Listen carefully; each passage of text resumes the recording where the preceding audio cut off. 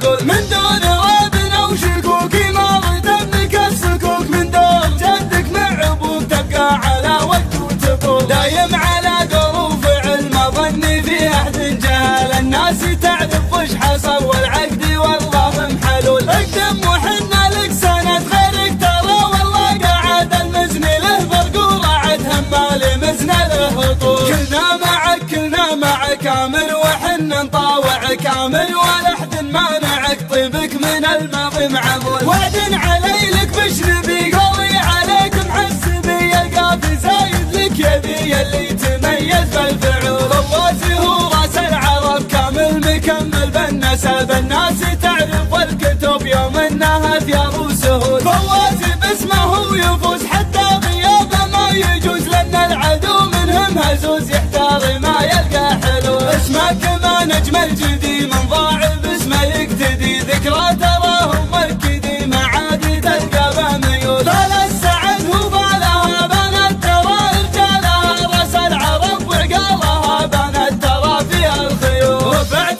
لك دعمامتي من محزمي الهامتي قلتها وهذه الهامتي لاني على قولي خجول رفعت لك دعمامتي من محزمي الهامتي قلتها وهذه الهامتي لاني على قولي خجول بختم القول الصحيح اللي من لسان الفصيح خلى العدو قلبه جريح يلا عسى عمره يطول بختم القول الصحيح اللي من لسان الفصيح خلى العدو قلبه جريح يلا عسى عمره يطول يالله يا من شيخ غمام في ابتدي باول كلام قلت ابغى فعل المقام فواز بن شنوف اقول من دون ريب او شكوك ما ردمك السكوك من دون جدك مع ابوك تبقى على وقت وتقول دايم على قول وفعل ما ظني في احد جهل الناس تعرف وش حصل والعقد والله محلول اقدم وحنا لك سند غيرك ترى والله قاعد المزن له برقول عد همالي مزن له طول كلنا معك